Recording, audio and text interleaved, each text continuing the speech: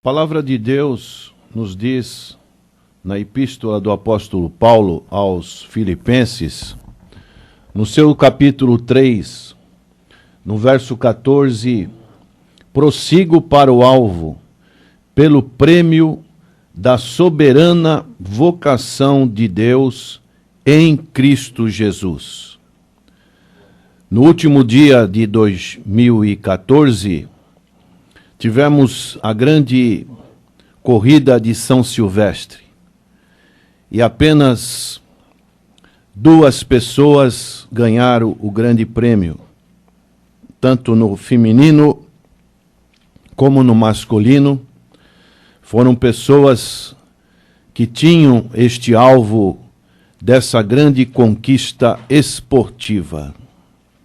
Assim, muitos dedicam suas vidas em busca desse sucesso, visando apenas os valores materiais. Poucos alcançam esses valores. Muitos corredores faziam parte desta grande corrida, mas apenas 2 pessoas ganharam. Quando eles ganham, eles ainda percebem que lhes falta alguma coisa. Isso falando no sentido espiritual. Toda a conquista que podemos ter no mundo físico, no mundo material, isso não vai ser o suficiente para preencher totalmente o nosso ser. Somente Deus pode preencher o vazio que existe dentro de cada um de nós, especialmente na nossa alma. E assim, Ele nos incentiva a nos esforçarmos para alcançar a recompensa maior, isto é, a vida eterna. Era esse o prêmio que o apóstolo Paulo estava almejando. Sabemos que o atleta no mundo corre por um prêmio corruptível. Também sabemos que nós, os servos do Senhor, corremos igualmente por uma recompensa não corruptível, que é a vida eterna, por uma coroa, a coroa da vida, conforme o apóstolo Paulo disse em 2 Timóteo capítulo 4, completei a carreira, guardei a fé, só me resta a coroa da justiça que o Senhor me dará, não só a mim, mas a todos que amam a vinda de nosso Senhor e Salvador Jesus Cristo. O Senhor, Ele deseja nos falar sobre a nossa corrida rumo à eternidade. E mais esse ano que estamos nos seus primórdios, nós precisamos renovar a nossa fé, renovar a nossa esperança. Como dizia o sábio Salomão, os seus livros de Provérbios e Eclesiastes, a vida é uma vaidade. A vida, ela tem a sua rotina. E muitas pessoas com esta rotina vão perdendo a motivação para viver, vão perdendo o ânimo, e assim vão se acomodando, vão entrando numa letargia física e muitas das vezes também numa letargia espiritual. Mas o apóstolo Paulo, diante de todas as circunstâncias desfavoráveis que ele tinha passado, ele tinha este grande alvo. Ele prosseguia, assim como há necessidade de um preparo do atleta no mundo físico, no mundo esportivo. O atleta que não é servo, ele tem que se abster de muitas coisas. Ele tem que renunciar a muitas coisas. Ele renuncia muitas vezes à sua vida social. Ele tem que ter métodos de descanso, horas de sono, alimentação, vestimentas, contato com a família, o seu lazer, ele tem que se abster de vícios e muitos outros fatores que fazem a complementação de um verdadeiro atleta. Ele tem que estar totalmente concentrado no seu objetivo, que é receber o prêmio. A alimentação não é, muitas das vezes, a que ele aprecia, mas a que ele necessita. A família, muitas das vezes, fica num segundo plano, porque ele passa horas treinando, concentrado em suas atividades físicas. Há, muitas das vezes, outras coisas que não são apropriadas, podem causar dificuldade para o seu preparo. Eles fazem todo esse esforço sem ter certeza de que vão alcançar o prêmio, pois podem aparecer obstáculos que os impeçam, como, por exemplo, pode surgir um melhor atleta do que ele, ou pode acontecer algum problema físico, e assim por diante. Da mesma maneira, nós, servos do Senhor Jesus Cristo, nessa perspectiva que o apóstolo Paulo estava dizendo aqui nesse versículo, nós também temos que nos abster das mesmas coisas que o atleta. Nós temos que renunciar à sociedade corrompida da qual nós vivemos, porque para corrermos bem, como disse o apóstolo Paulo, a carreira que nos está proposta, precisamos andar ou viver na orientação do Espírito Santo. O objetivo do apóstolo era de se esforçar pela promessa de um esplêndido troféu. Qual era este grande troféu que o apóstolo Paulo almejava?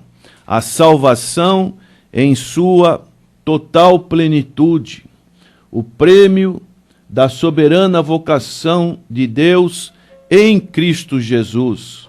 O mesmo apóstolo fala no seu livro de Filipenses, no capítulo 1, no verso 28, ele diz: e em nada vos espanteis dos que resistem, o que para eles, na verdade, é indício de perdição, mas para vós de salvação, e isto de Deus.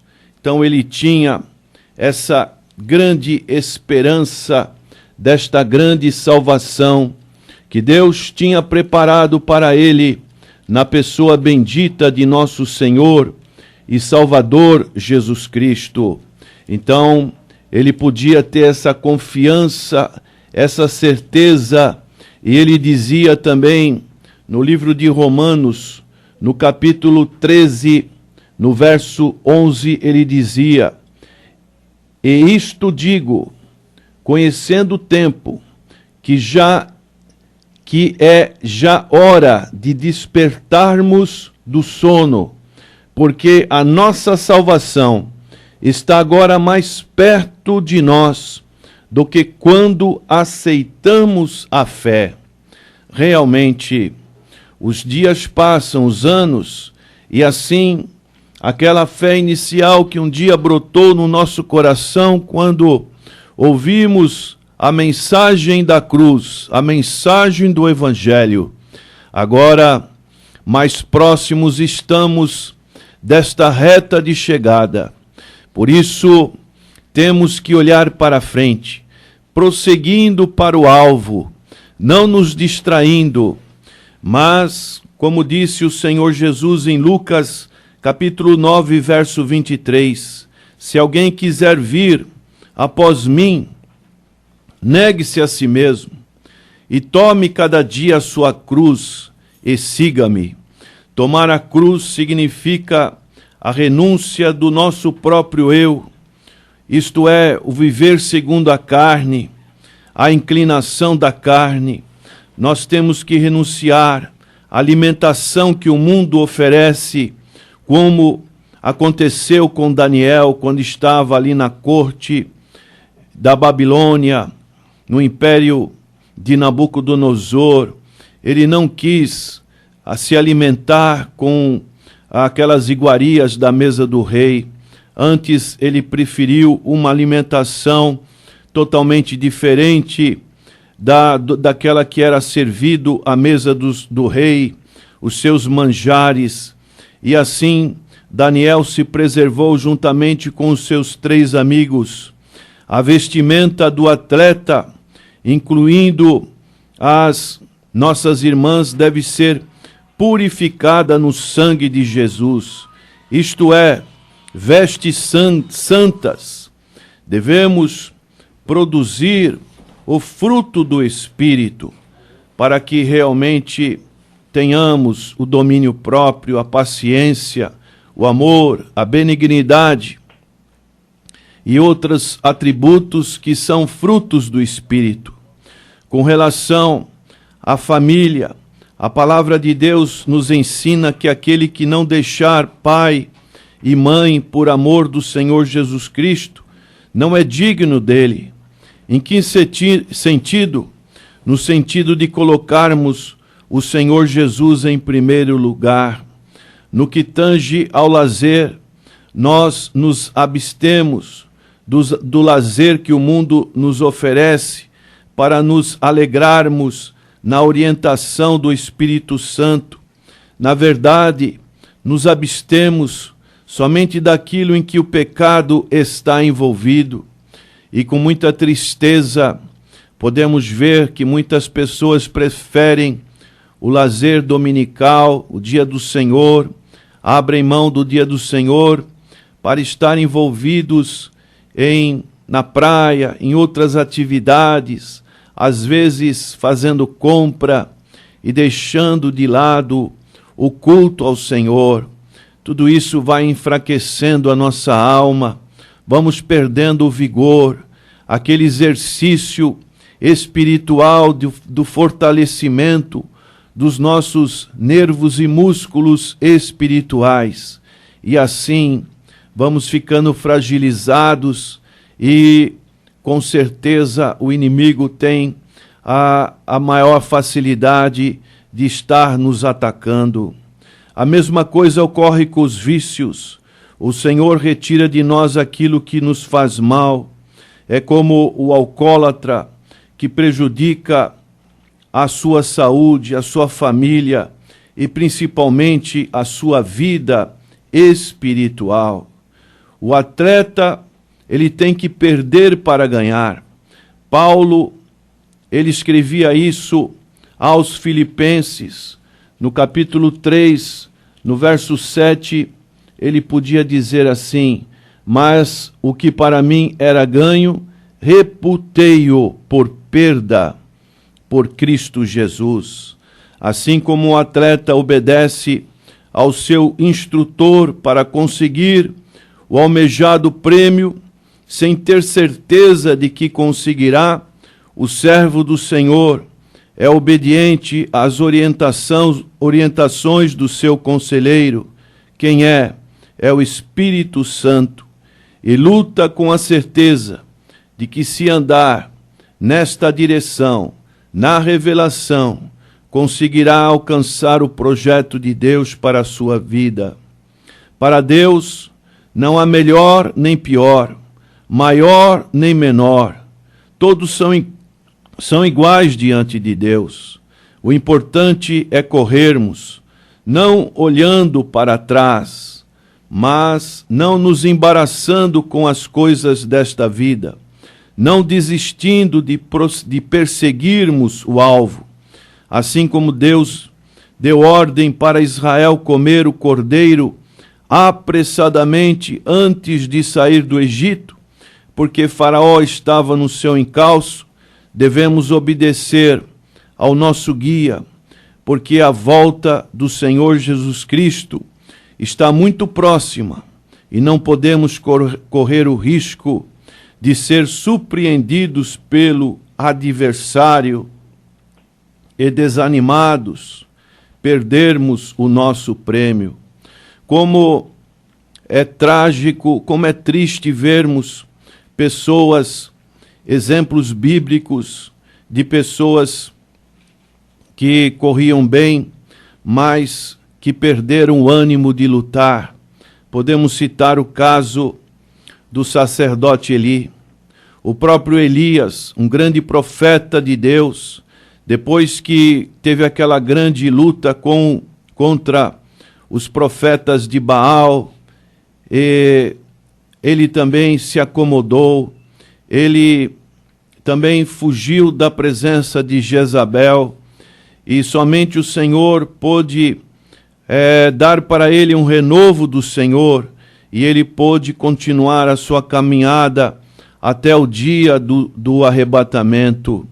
Então hoje talvez você esteja como um desses personagens, às vezes desanimado na vida espiritual.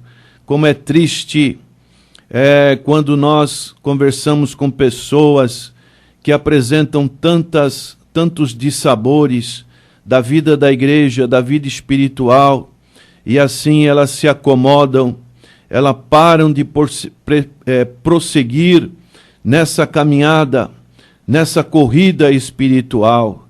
Mas vamos começar este ano de 2015 totalmente diferente, que o renovo do Senhor, assim como aconteceu com Elias, quando o Senhor alimentou a Elias através daqueles corvos, você também possa ser alimentado pela palavra do Senhor e assim buscar o renovo para continuar a caminhada e alcançar este grande prêmio, que é o prêmio da vida eterna. A renúncia para seguir ao Senhor Jesus Cristo é o passo importante nesta carreira para a eternidade. Para sermos atletas conscientes, temos que reconhecer que precisamos renunciar ao mundo com seus prazeres, à opinião dos amigos, abrir mão da nossa razão, dando a direção da nossa vida ao Espírito Santo. Por isso, no Sermão do Monte, o Senhor dá uma conclusão sobre as solicitudes, as ansiedades da vida. Ele colocava bem claramente: buscai em primeiro lugar o seu reino e a sua justiça, e as outras coisas vos seriam acrescentadas. Que possamos colocar essa escala de valores nas nossas vidas, e assim como o apóstolo Paulo, poder dizer: prossigo para o alvo, pelo prêmio da soberana vocação de Deus em Cristo Jesus. Vamos orar. Senhor, que a tua graça, que foi divulgada através da tua palavra, encontre corações anelantes que queiram uma mudança nesse início de 2015. Que possam, ó Pai, estarem preparados para continuar nesta jornada, nesta caminhada, nesta corrida, olhando para Jesus, autor e consumador da nossa fé. É a nossa oração, agradecidos em nome de Jesus. Amém. Em nome de Jesus.